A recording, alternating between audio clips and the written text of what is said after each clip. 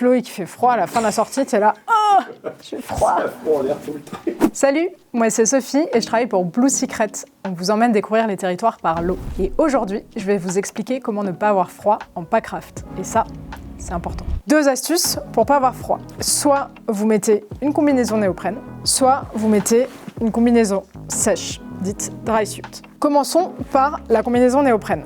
Vous pouvez mettre un long john et une veste. Donc vous enfilez une combinaison et vous mettez une veste par-dessus. Ce qui est important à savoir, vous serez mouillé mais vous n'aurez pas froid. Plus l'eau est fraîche, plus vous devez avoir une combinaison épaisse. Mais ce qu'il faut faire attention, c'est de ne pas lésigner sur les extrémités. Vous aurez une combinaison, une veste, mais pensez bien, mettez des chaussettes néoprène.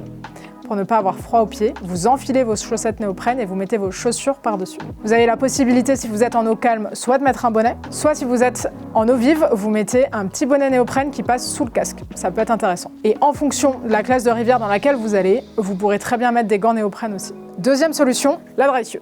C'est une combinaison sèche. Ça veut dire que oui, elle est étanche entièrement. Cela ne veut pas dire pour autant que vous n'aurez pas froid.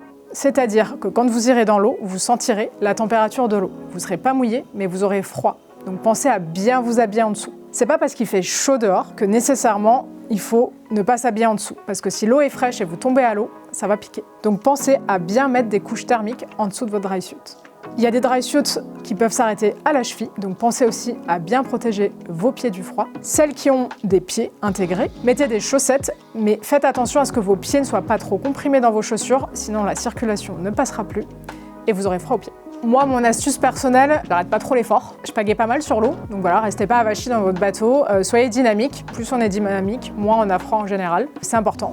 Bon, n'oubliez pas que dans tous les cas, la meilleure période pour aller naviguer, c'est quand il y a de l'eau. Donc ça veut dire forcément que les conditions au départ, elles sont peut-être pas les meilleures. Il fait pas grand soleil tout le temps, mais dans tous les cas, les conditions sont top parce que vous allez avoir de l'eau, vous allez avoir du mouvement et c'est vraiment hyper chouette. Donc n'attendez pas d'avoir seulement un grand ciel bleu pour partir naviguer.